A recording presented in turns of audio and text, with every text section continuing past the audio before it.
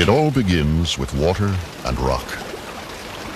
As water seeks its level, it becomes acidic, and when it flows over limestone, it etches a path into the rock.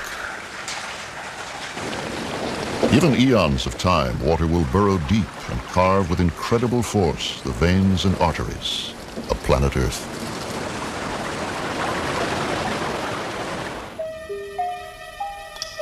So the underworld of caves is born.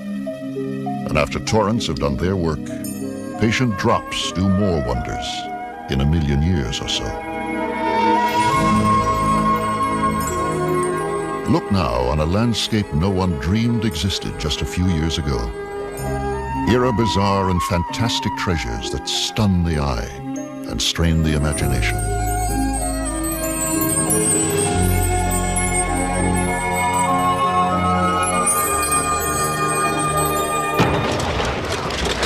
Here is discovery and danger. Here is adventure.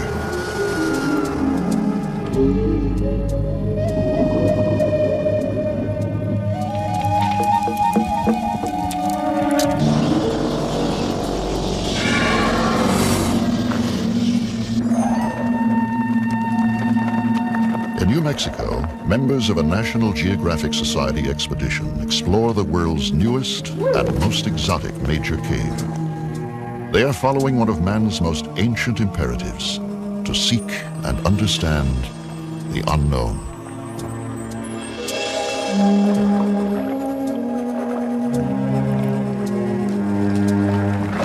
Join us now as we embark on an extraordinary journey deep into the earth to confront mysteries underground.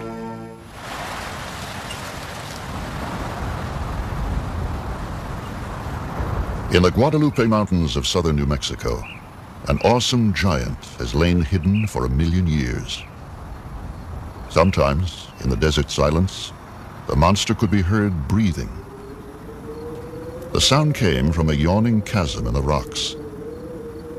In 1986, a trio of weekend explorers broke through a layer of rubble and discovered a new cave only a few miles from famous Carlsbad Cavern.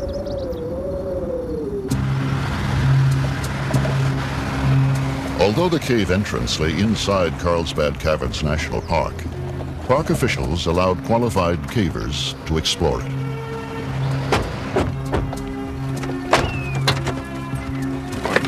Where's all your science stuff?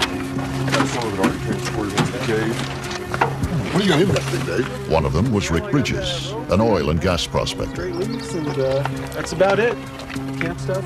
You got all the science gear, Kim? Yeah, most. Now, Bridges leads a hand-picked team of experts, like rock climber Dave Jones, on the 25th expedition to Lechuguilla. You got the survey gear in? Let's see, data logger and the... Research geologist Kim Cunningham will handle the science studies for the expedition.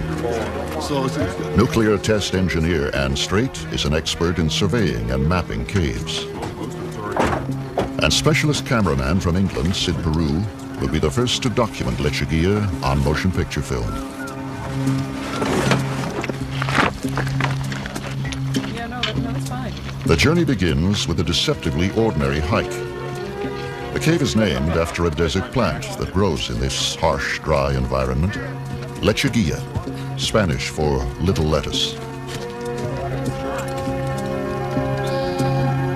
40 people will support the venture, including 2 support teams to pack in supplies and batteries for photographic lights. On high rope! We tend to have this feeling that the surface of the earth is the life of the earth, but we're just this small, thin little shell that we choose to call our world. And beneath it, there's an entire realm that we know very little about. And we can, if we choose, enter that realm, and we can and learn something from it. I will never go to the moon, but I can go to a cave that nobody else has been to and have that same elation of exploration and the sense that I've gone where no one's gone before. Bomb your way. I would like to think that had I lived in another time, I would have been an explorer. You know, had I lived in the late 1700s, I would have wanted to know what was across the Appalachian Mountains. If I'd have been around when Lewis and Clark went to the coast, I'd have liked to have gone with them, you know.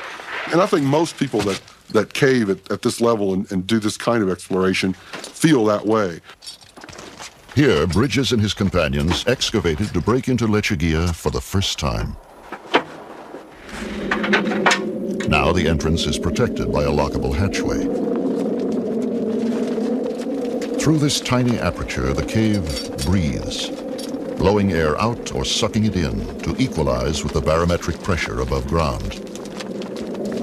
Winds up to 60 miles an hour howl out of here, hinting at the vast underworld below. Today, this is Lechuguilla's only known entrance, and there may never have been another. For a million years, this place has lain undisturbed. In a real sense, it is a primordial world, untouched by all but microscopic forms of life. En route! Phew, it's a long ways down. See you guys on the bottom.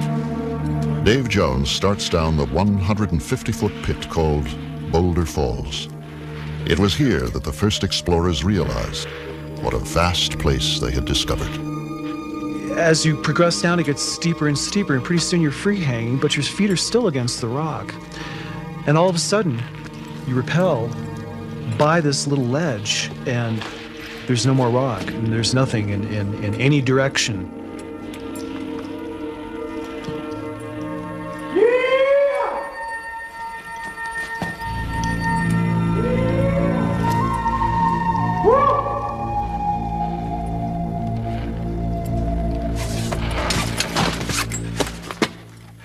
Beyond the base of the pit, the cave branches off in all directions. Only computer imagery can portray this labyrinth.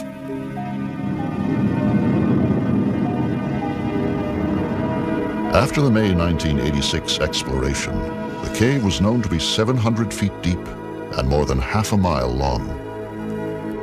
Today, the system totals 60 miles and plummets more than 1,600 feet. Twisting capillaries and veins pierce the earth in all directions. This is a gigantic maze in 3 dimensions, defying conventional ideas of direction and scale. Footprints remain forever in this fragile environment. Plastic ribbons keep cavers on main trails. Expeditions into Lechuguilla have been likened to exploring Everest, only in reverse. What's that one here, Paul? The team is headed for base camp, still hours away.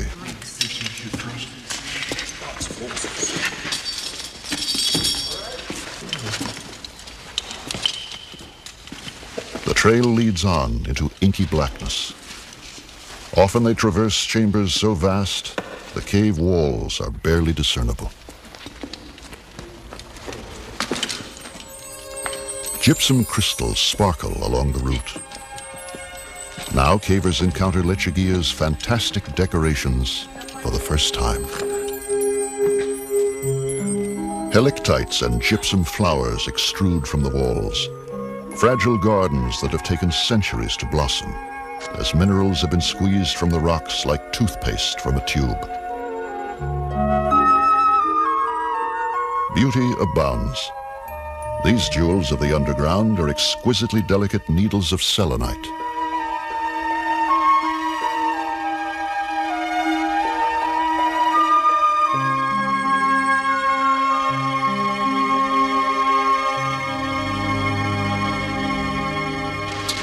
Just have the test tubes in it. This got the biotubes. Gotta careful. With the constant maneuvering up, down, and through the cave's difficult terrain, 50-pound backpacks become painful burdens.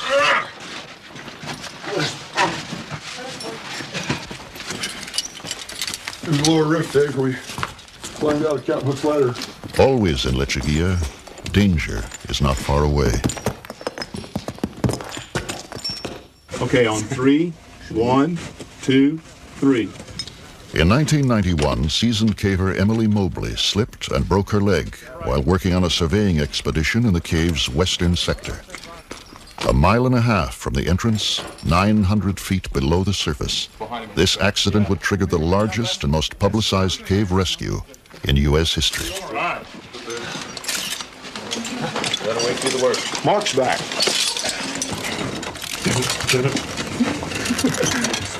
That's a good speed, guys.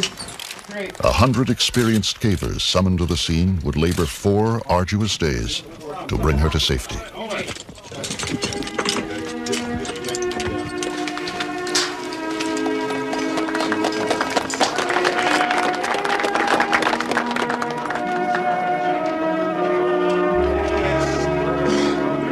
The bond of comradeship that unites the caving community was seldom more evident than during this emergency. Every caver knows and instinctively responds to the code of the underground, that only cavers can save and protect each other. Let's hear it for everybody.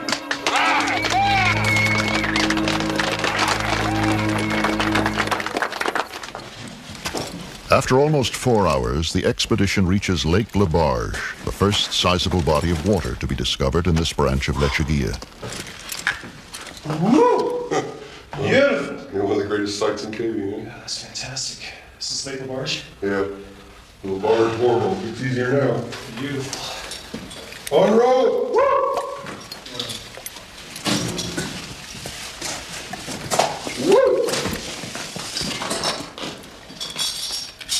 The lake completely blocks the way ahead. Cavers had to wade it until they found a detour. Tricky, but possible.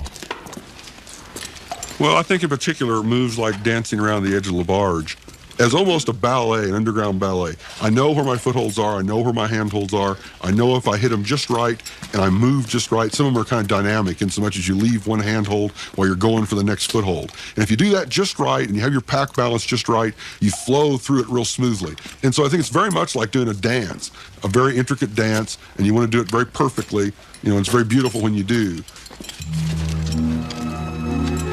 Deeper into the cave, mineral formations become more fantastic and delicate. Cavers must move among them with great care. Spikes of aragonite, one form of calcium carbonate, grow in fragile bushes. The gentlest touch could damage them.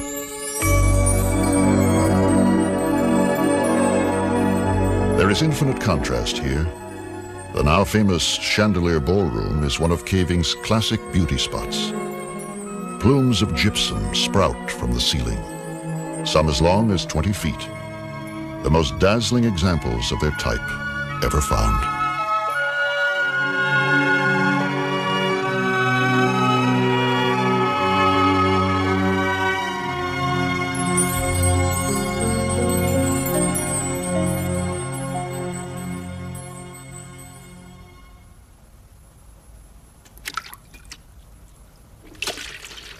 Utter silence pervades Lechuguilla.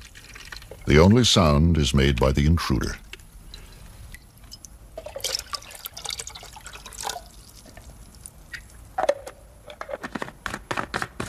In the constant 68-degree temperature and high humidity, dehydration is always a threat. Anybody else need any hot water? For some, the notion of life with almost a quarter-mile of rock overhead can be oppressive, even terrifying. But cavers like Bridges relish the experience.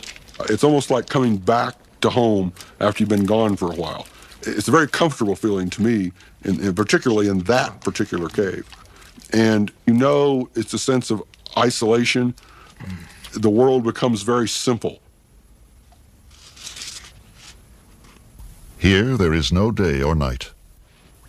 If they ignore the time, cavers tend to stay awake and sleep for longer and longer periods. In Lechuguilla Cave, there is little evidence of life, but this is rare.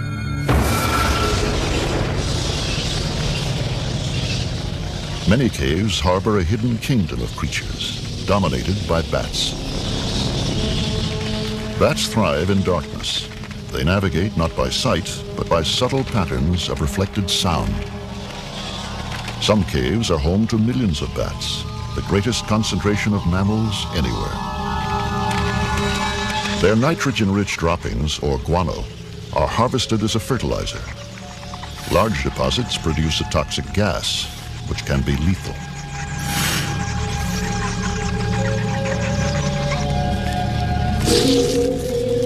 Mountains of bat guano support the intricate food chain underground.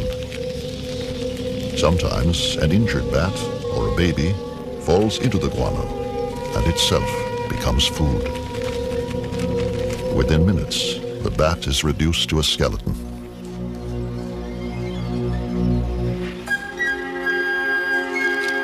Abundant underground, the cave cricket. Crickets spend much of their time gathering food outside their caves, but inside they perform a vital role as scavengers. In mute testament to their environment, fish have evolved here without eyes. The salamander has dispensed with eyes too, and has no need of skin pigment in a world without sunlight.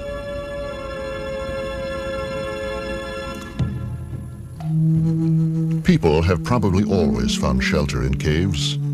Thousands of years ago, as much of the world still lay in the grip of the last ice age, prehistoric hunters left spectacular evidence behind them. The human spirit was born and nurtured here, its expression etched on walls of stone. By the early 20th century, most people lived elsewhere, but science and curiosity drove some to explore deeper underground. Magnesium flares lit the way, filling dark voids with light. Geologists squeezed into subterranean chambers, seeking to understand their origin and structure.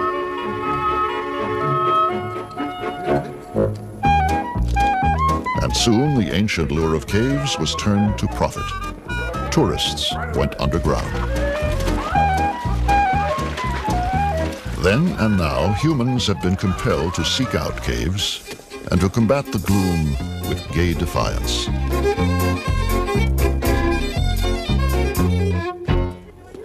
In the United States, New Mexico's Carlsbad Caverns was declared a national park in 1930. But natural wonders were not enough.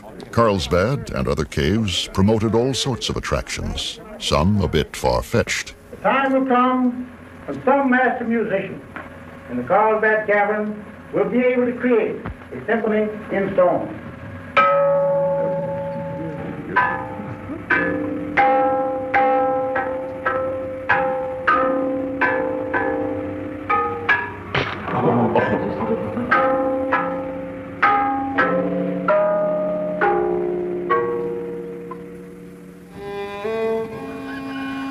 Many parts of the world are known for caves.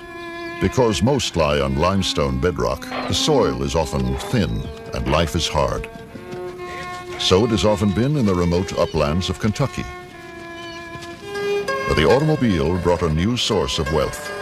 City folks eager for amusement. Everyone who owned a cave hung up a sign. Each was touted as being bigger and better than the others. The so-called cave wars spurred bitter feuds and even violence. Crystal Cave belonged to the Collins family, but it was too far from the beaten path to prosper. 37-year-old Floyd, one of the Collins boys, was determined to find a cave closer to the highway. He set off alone on a cold winter morning in January 1925 and squeezed into a narrow, twisting crack in the earth never before explored. 100 feet or so into the tight passageway, Floyd dislodges a rock that falls on his leg and pins his left foot. Every detail of this fateful mishap will soon be known throughout the world. Struggling to free himself, Floyd becomes more tightly wedged. His arms are pinned at his sides. He can do nothing but shout for help. 24 hours later, Floyd's cries are heard. A younger brother, Homer, manages to reach him. Coffee and sandwiches revive Floyd, but no amount of tugging or pulling will set him free. Would-be rescuers knock down more dirt and rocks. Soon more help arrives, but rescue efforts are clumsy and disorganized. Curious onlookers begin to gather. They become restive and quarrelsome. A week goes by. Floyd is still alive, and the crowd swells to thousands. It becomes a carnival. Souvenirs are sold, and moonshiners arrive on the scene. It's hard to maintain order, and the National Guard is summoned. Skeets Miller, a 21-year-old newspaper reporter, braves the tortuous passage 7 times to comfort Floyd and describe his plight. Miller takes down food and drink and an electric light bulb to keep Floyd warm. In bitter cold and rain, little more can be done for him. When a cave-in blocks the passage, a rescue shaft is begun. People all over the country join Floyd's family in prayer. Floyd's brothers expect the worst. Rescuers finally reach him on the 18th day. It is too late. Floyd has been dead for some time. The crowd goes home. The public is soon interested in other things.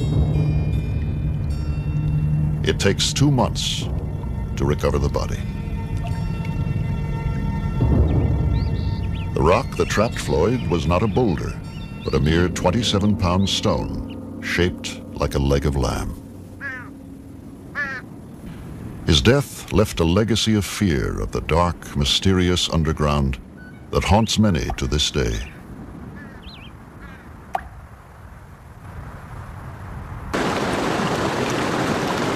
Today, there are about 16,000 devotees of caving in the U.S.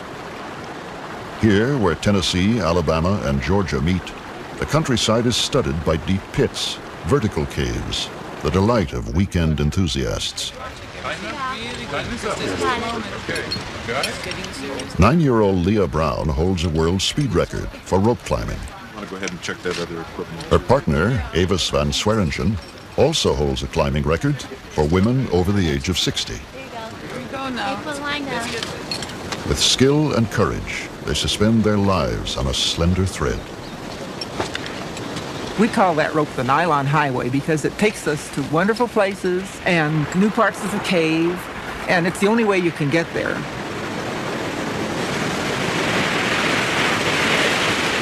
If I'm the first one down a drop, and I have been the very first person to ever go down a drop, if we can't really tell if the rope reaches the bottom, the person who goes down first wears their climbing gear too, so that you can put your climbing gear on the rope and come up. Also, we put a knot at the bottom of that rope, so we can't rappel off the end of it, which has happened to people. I like the deep pits because when they're deep, you get to go fast more. That's why I like the deep pits. Because the short ones, you don't get to go fast very long. First time I did it in a pit, it was only a 90-foot pit. And I didn't get scared. I don't get scared very easily. I like going fast. When I go down fast, the floor is real tiny and then it starts getting bigger and bigger. And I like to watch that.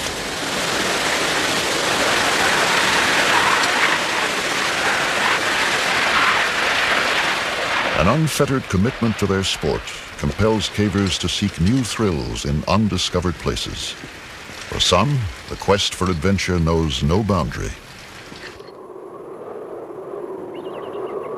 The Austrian Alps, a fifth of the world's deepest caves, are located here, high in the mountains. These ice caves are 5,000 feet above sea level. They are natural deep freezes where ice remains even in hot summers.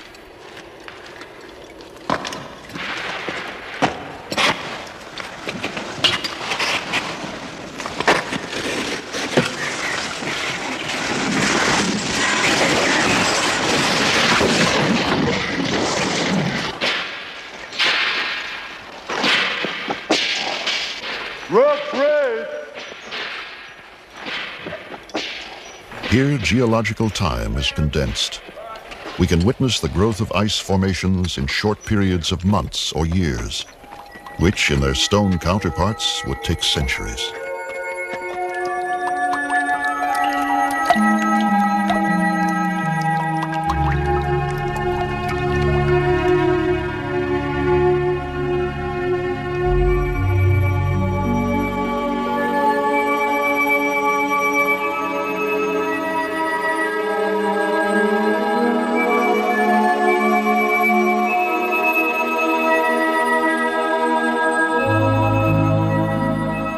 From year to year, these caves are never the same.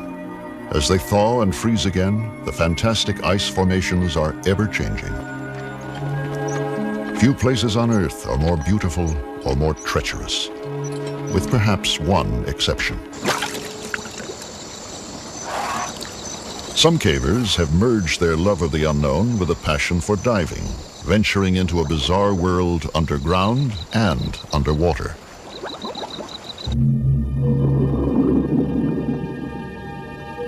Originally formed above sea level, these caves became submerged about 10,000 years ago, as the last ice age retreated.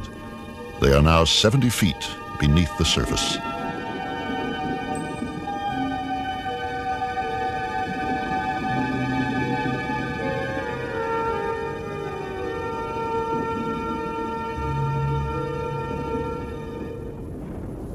Underwater caves are death traps for the inexperienced.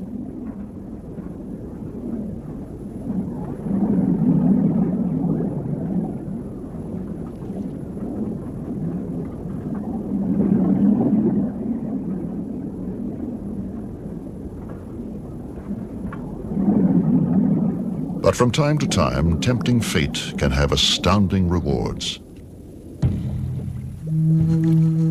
In 1990, when exploring a submerged tunnel off the Mediterranean coast of France, a professional diver surfaced in a hidden chamber. He found a treasure chest of art, perhaps 18,000 years old. Paintings and engravings depict animals that roamed southern Europe before the last great ice sheets melted. Some experts question the authenticity of the art, but close examination is impossible. Cosquer Cave is a place of haunting mystery. To protect it, the cave is now sealed by order of the French government. In time, a new entrance may be built, and the truth known.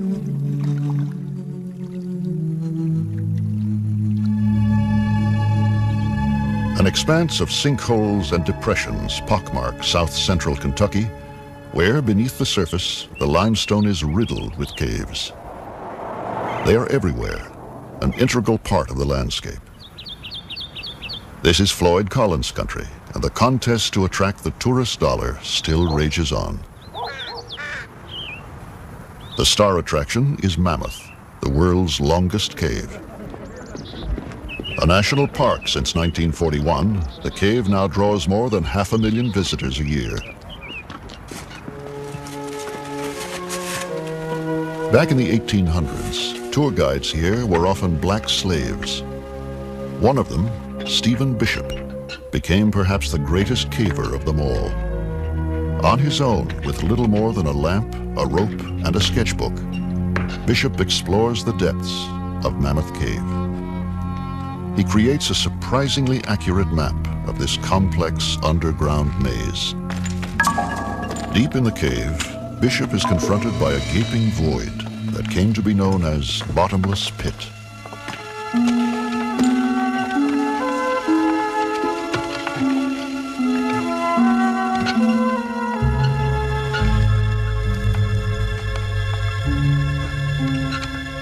Beyond, Bishop explores regions that had never been visited in his time. But in these remote reaches, he finds evidence that someone has preceded him.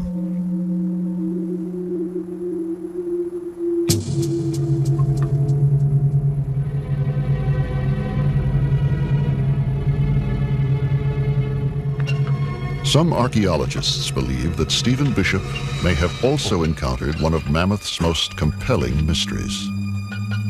Trapped under a boulder are the ancient remains of a human being.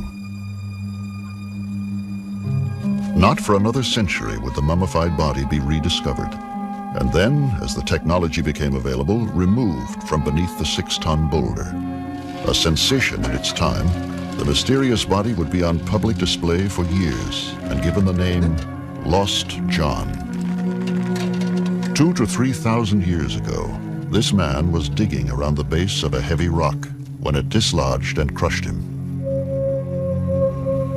What was he doing here? How did he get here? No one believed that ancient humans could have ventured this far into the forbidding depths of Mammoth Cave. Today, new evidence helps to answer these questions. Archaeologist Ken Tankersley has spent years investigating the traces of ancient humans in Mammoth. Armed with cane reeds collected near the park, Tankersley simulates the methods prehistoric explorers would have used here.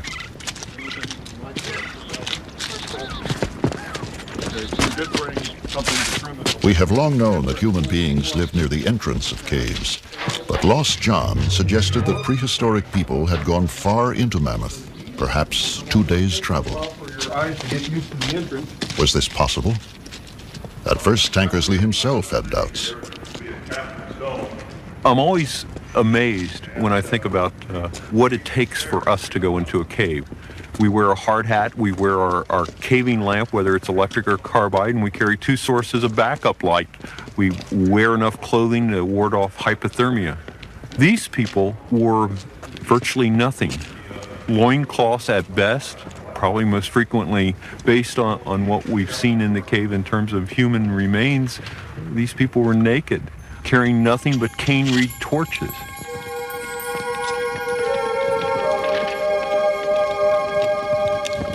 The reed torches were the only light source available to ancient humans. They produce surprisingly efficient illumination and conjure ghosts from the heavy shadows.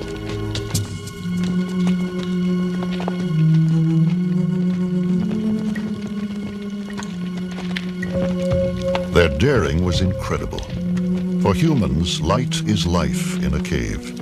But these explorers traveled up to 12 miles with nothing but reed torches between them and a horrible fate. Their pathway can be followed even now. Watch that come in. A trail of burned torch fragments leads Tankersley and his companions to a cavity in the rock face. Digging marks and a crude implement are evidence of some kind of activity here. Yeah, that's magnificent. Notice the cut edge. That's a primitive tool, one of dozens found deep in the cave. What was it used for? Another clue. A rich seam of selenite crystal courses through the rock face nearby. Specimens that we found on Campbell Ledge. These findings prove that prehistoric people were engaged in widespread mining of crystals throughout the cave. The scale of the operation was staggering. Tons of material were removed. The mining continued without interruption for over 1,000 years. The ancient miners took selenite and other minerals from the cave. But what they were used for remains a mystery. As medicines, or ornaments, or for use in rituals. Perhaps all 3. Just as mysteriously, around the time of the birth of Christ, the mining suddenly ceased. As yet, no one knows why.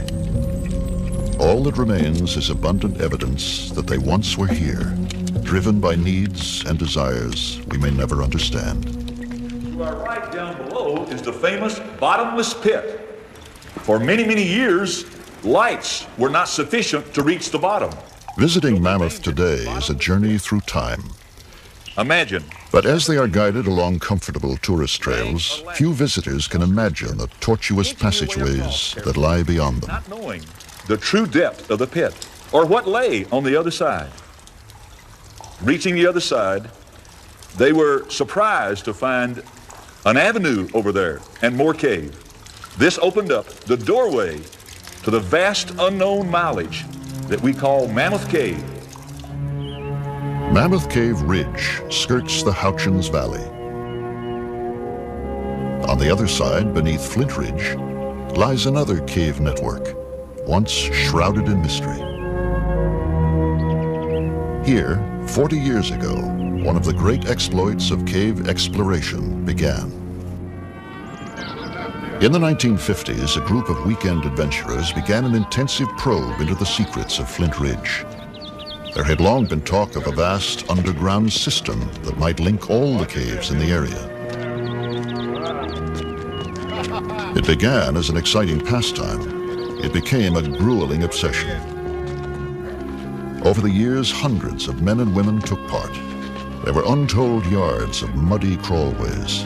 There were pits and crevices and mazes from which there seemed no escape. Flint Ridge developed its own colorful place names: the Corkscrew, Shower Shaft, Agony Avenue. But the cave grew until Flint Ridge alone was pushed to nearly 90 miles. And if it could be connected to Mammoth, then this was the underground Everest, by far the longest cave in the world. In the summer of 1972, a team entered Flint Ridge to probe a tantalizing passage that led toward Mammoth. It took 7 hours to reach the end of the known passage. Then they tackled what would be called the tight spot. It seemed impenetrable.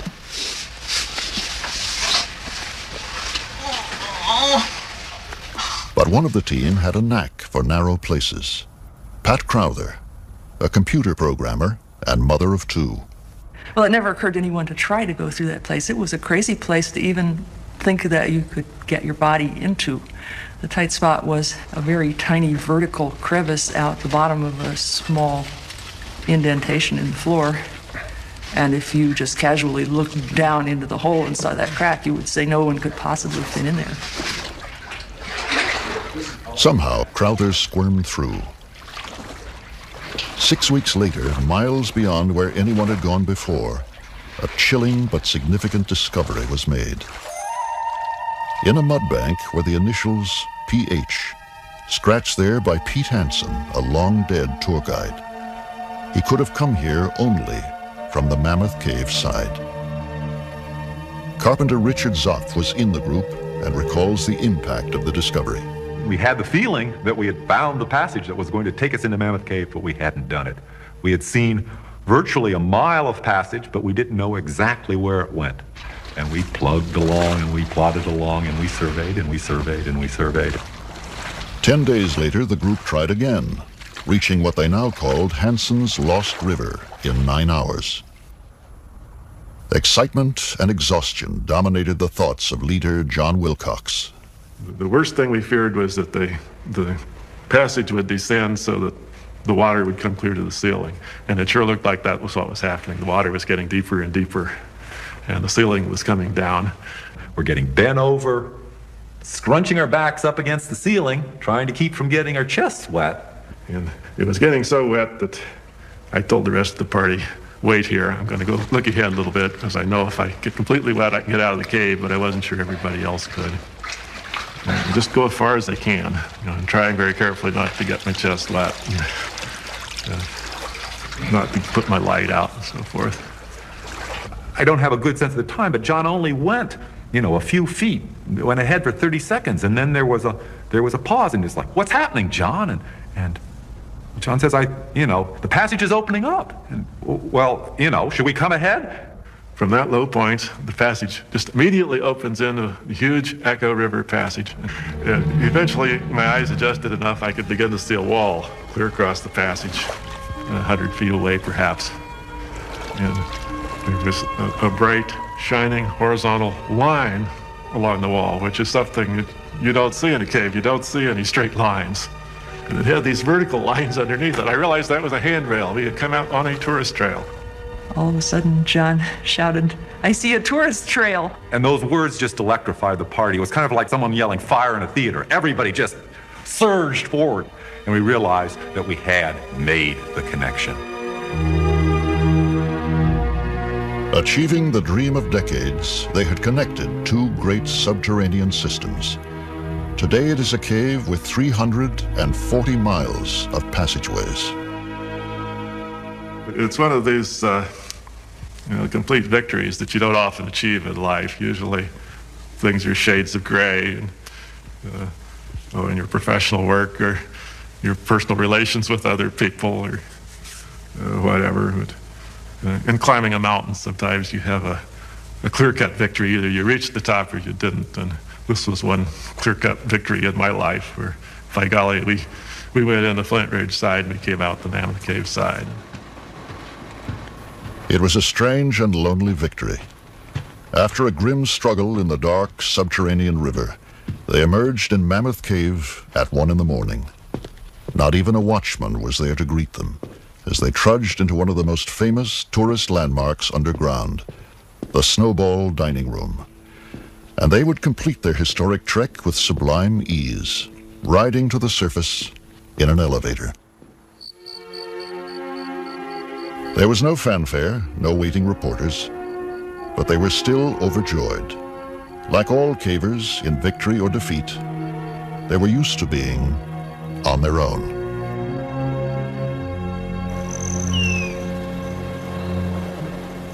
Beneath the New Mexican desert, the National Geographic expedition to Lechuguilla begins its second week underground. The cave's beauty is now legendary, but there is more to discover here. High on a hill deep within the heart of the cave, a mystery unfolds. Sulfur is prevalent here and in other regions of the cave. And tiny bacteria are found in these deposits, along with fungi that feed on them. In turn, the bacteria may feed on the sulfur, thriving in eternal darkness. Evidence indicates an unusual genesis for Lechuguilla. As hydrogen sulfide rose from below, it mixed with oxygen in water or air, forming sulfuric acid. This potent chemistry gradually ate through the limestone, creating the cave from the bottom up.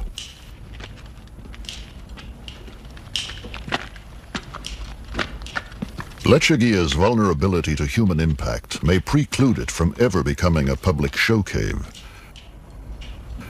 A profound respect for the cave is shared by most cavers and severely enforced. Special shoes are worn for traversing formations where boots may mar exquisite flowstone.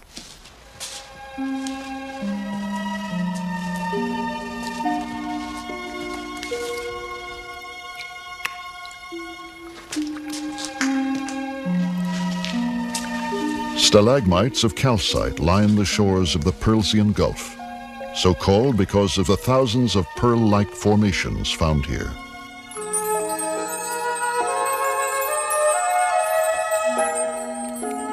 Looking like fried eggs, this kind of cave pearl is built up from calcite in the water. Another variety of cave pearl forms when a single grain of sand becomes coated with calcite. Over time, the relentless dripping of water swivels the grain, and the coating becomes thicker, like the creation of a pearl in an oyster.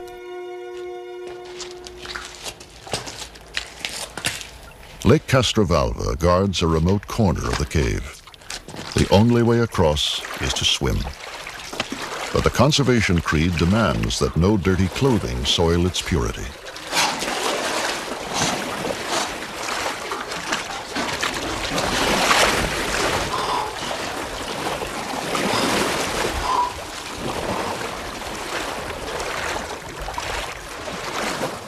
The air and water temperatures are the same year-round, 68 degrees.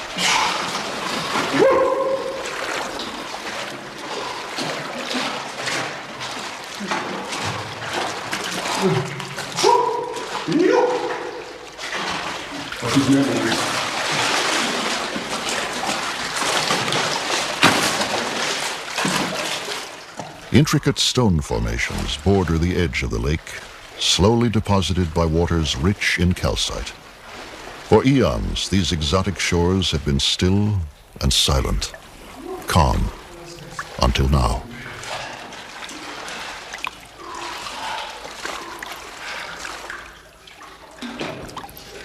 Light on the station. The primary function of any expedition is to explore and survey the cave, to produce a detailed map. Keeping accurate records is virtually a religion for modern cavers. 239.5. It's what separates them from earlier, less responsible explorers underground. +4. +4. Finding something new is the first great thrill of caving. The second comes later, finding the way out. Each night, the latest survey data are typed into the computer to produce an updated map. At the same time. Yeah, it's fairly coarse. The ancient skeleton of a ring-tailed cat. Kim Cunningham examines one of the riddles of Lechuguilla. But it's a mystery. I mean, altogether, it's a mystery how he got down here. We're 1,000 feet below the surface, many vertical pits and long passages to get here, so he was a heck of a caver. He's evidently died right on the margin of this old pool system here, so I would imagine possibly he was alive when he was down here, came to the pool to drink, only source of water he could find. And maybe the mineral content was very high. It was not a good pool to drink from, and that may have been what killed him. The amount of carbon dioxide in the cave atmosphere is measured. If the level down here is the same as on the surface, it could indicate other openings yet to be discovered. Somewhere within the cave's vast system, the air is being disturbed. There is noticeable movement. Still, Lechuguilla refuses to yield its secrets easily. It remains alien and strangely beautiful, a landscape from another world.